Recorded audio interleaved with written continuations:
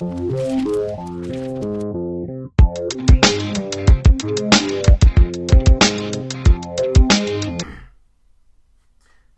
fellow comic heads. It is I, Comic Head 84, back at you again with my top 10 picks for the week of February 27th.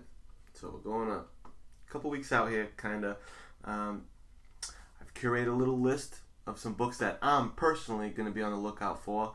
You know, it's how I usually roll. It's a mix of some hot covers that have caught my eye.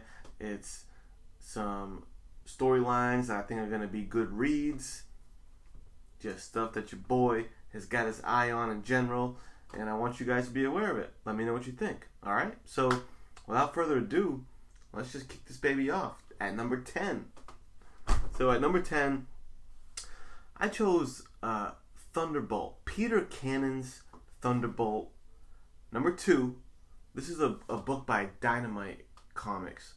I happened to stumble across this thing like a month ago. I never heard really anything about it. I thought the hero looked kind of cool, and so I gave it a shot. I gave it a read, and I'm into it. I like it. There's a plot line in it that reminds me of Watchmen. There's a hero in it that kind of reminds me of Ozymandias. I don't know. It's kind of interesting. So I've been looking forward to reading the second one to see if it's something that's going to keep me engaged or not. But hey, maybe you can take the ride with me. If you find this thing on the stands, I'd probably grab it and give it a read. So Thunderbolt number 10. Thunderbolt number 2 is number 10 on my list, and I think it's a sleeper pick as a good read. Coming in at number 9, Superior Spider-Man number 3. Now, if you've been reading the story, I have been following the first couple issues. Our boy Superior Spider-Man has become like cosmic Superior Spider-Man. In fact, the last issue was the first appearance of Cosmic Superior Spider-Man. If you're into that kind of thing, personally, whatever. That's, to me, that I don't know how much of a notable first appearance that is, but that is the deal. He's the Cosmic Superior Spider-Man now. He was mixing it up with Terrax, former Herald of Galactus, last issue. So, this cover here is kind of indicative of that. We got Superior Spider-Man kind of cosmiced out, blasting through with some radiation around him. I don't know if that's going to be a virgin cover or not. If so, that's going to be a really nice cover to grab. Even if it's got the whole trade dress deal on it, still a cool image, but I suspect it might be a virgin, which that'd be pretty sweet. Great cover. Interested to see where the story goes. If he continues to mix it up with Terrax, I would like that. So, yeah, Superior Spider-Man number 3. Number 8, Martian Manhunter number 3. Josh Middleton coming through with a very nice cover yet again. Middleton's cover of the number 1 issue of this was like totally knocked my socks off. And that cover alone built up a lot of hype for this title.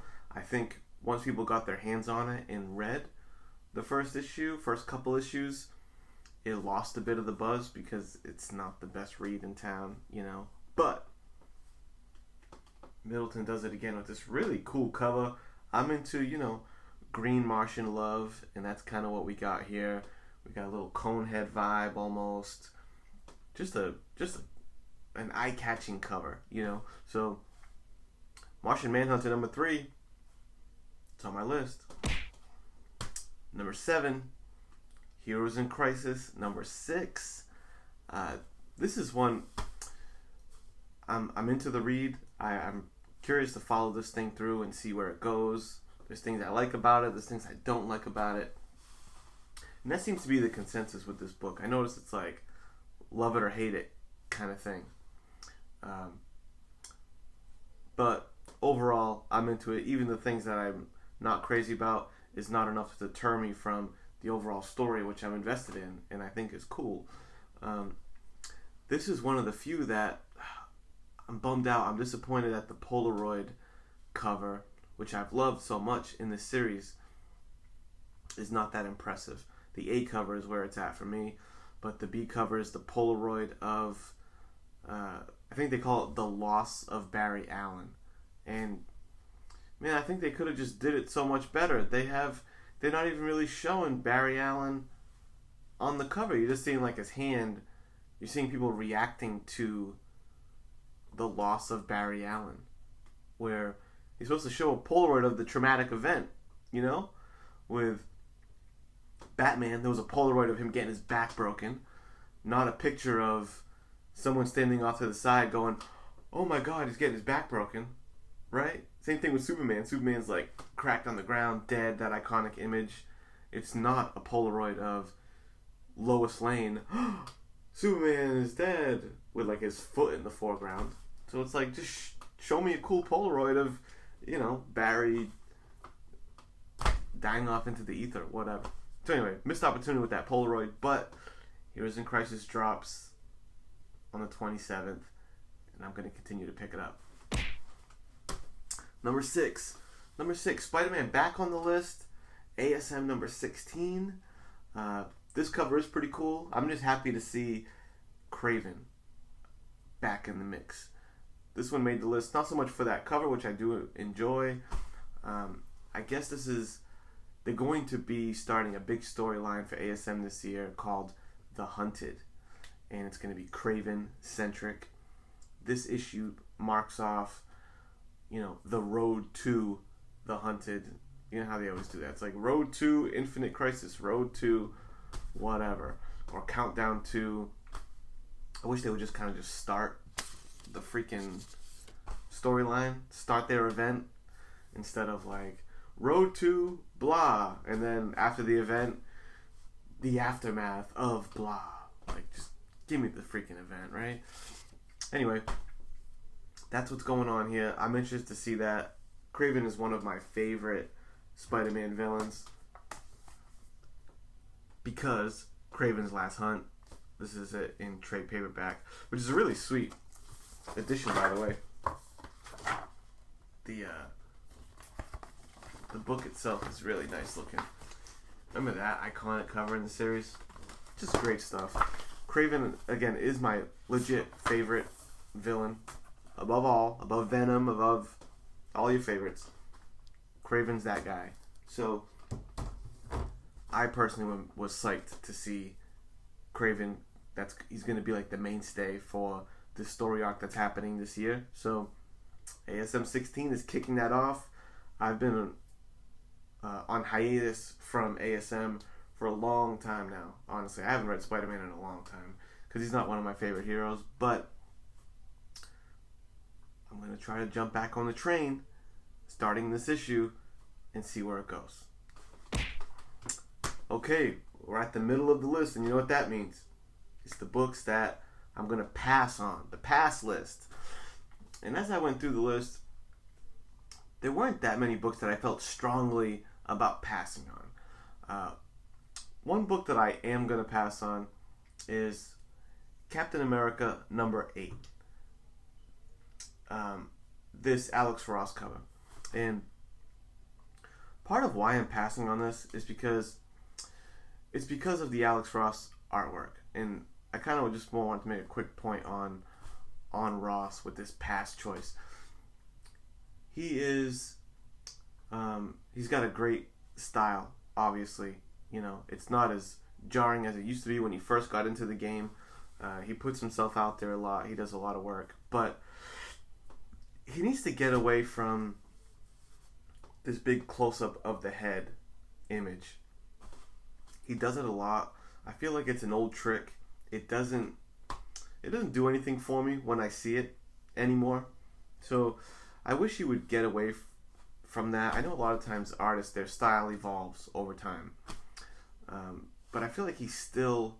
Like, do you know how many close-up Captain America heads we've seen from Alex Ross? Like, we've been there, we've done that. So his run on Immortal Hulk, those covers are amazing. I feel like part of it was getting a lot of attention because the series is so good, but also it's because we didn't get the standard Alex Ross covers. You know, they were very dynamic. They were really wild in some cases. It was not your conventional Alex Ross stuff on that series. And I feel like this is just going back to the same old, same old. I'd like to see Alex Ross get out of his comfort zone a little bit and not just give me the old school headshot of classic Silver Age, Golden Age heroes. You know, so I want to see Alex Ross get away from this. So that's on my pass list. I only got one this week. Captain America 8. Not going to be on my pickup list this week. Which brings us to the top 5. Top 5. You know I love my top 5 lists, right? Top 5 picks for February 27th. Number 5 is Action Comics number 1008. The Ribic. I don't know how to pronounce it, but the Ribic variant. This thing is just badass looking. And one thing I've always liked is Superman in space.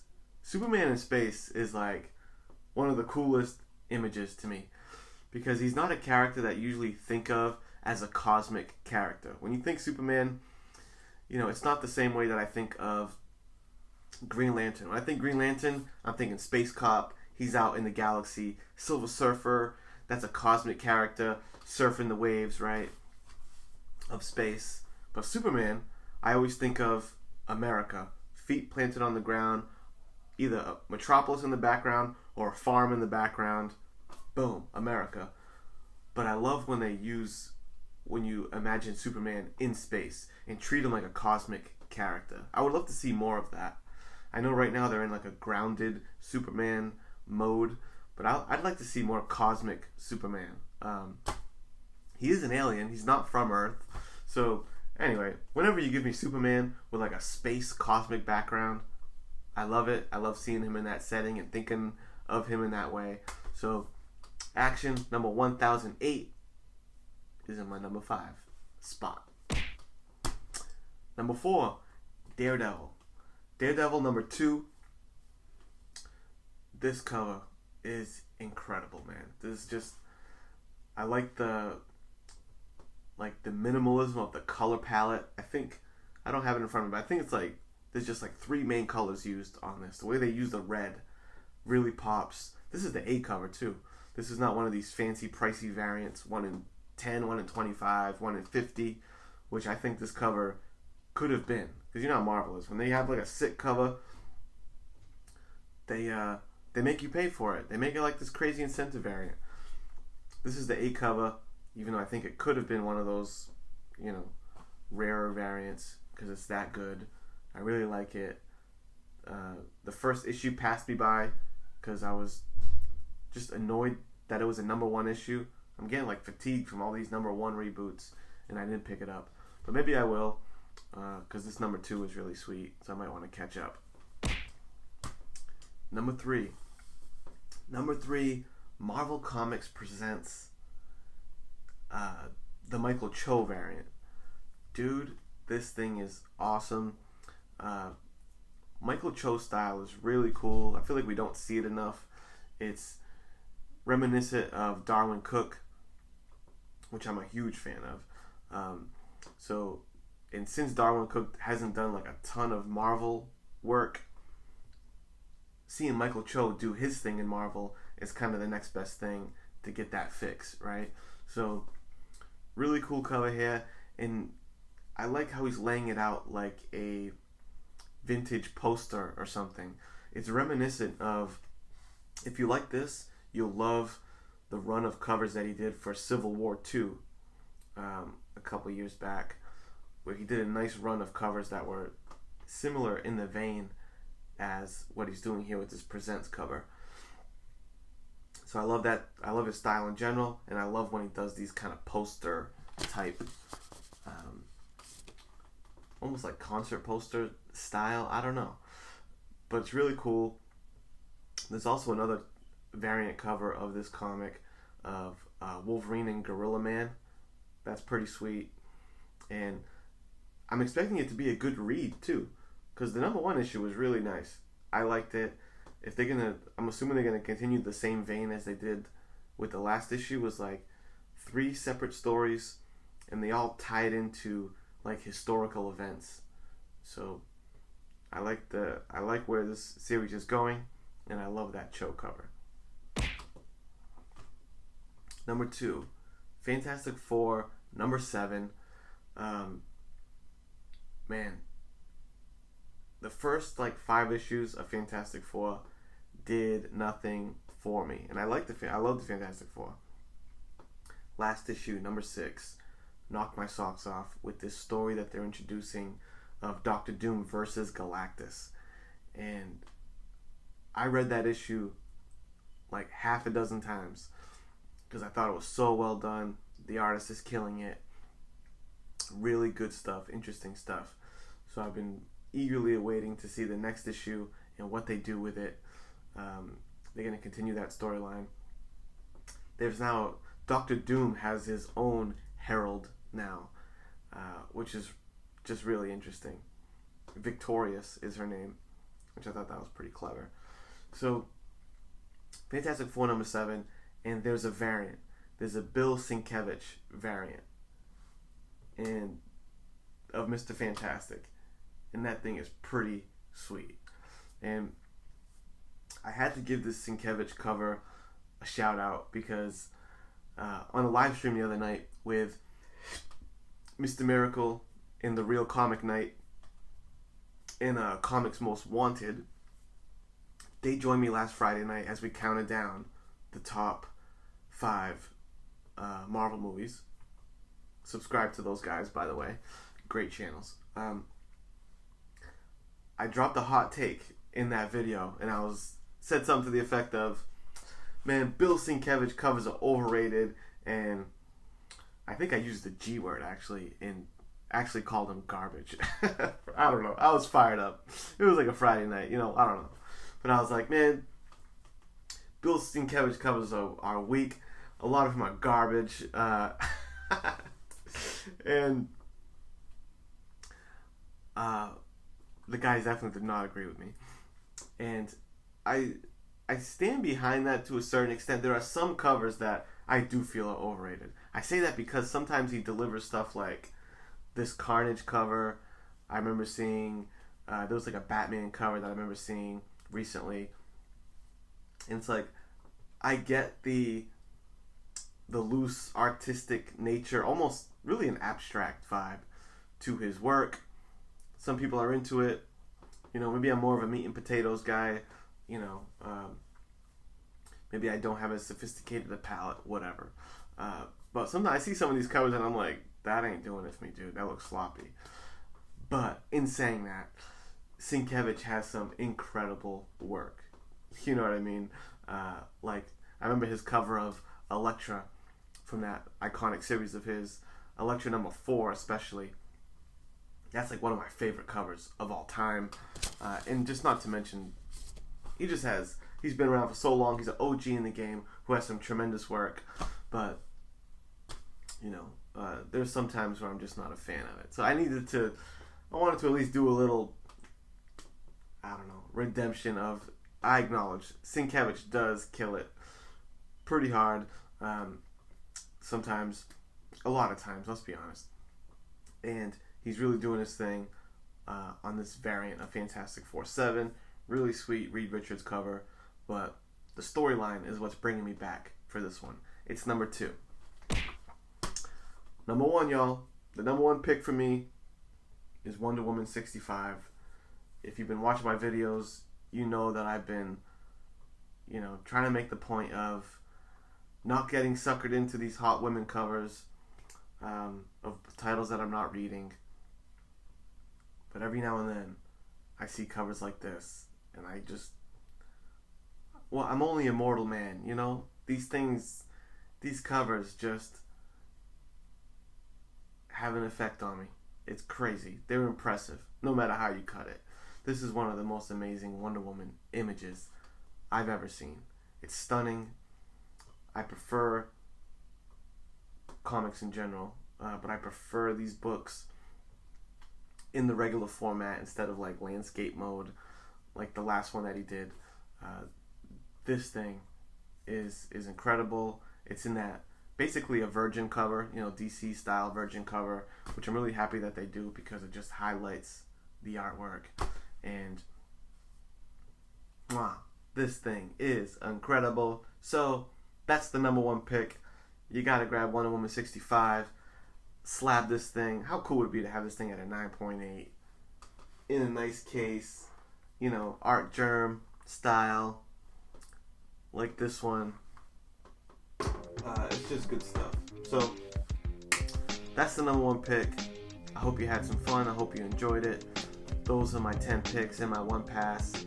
And until next week, I'm Comic Kid 84, and I'll catch you later. Peace.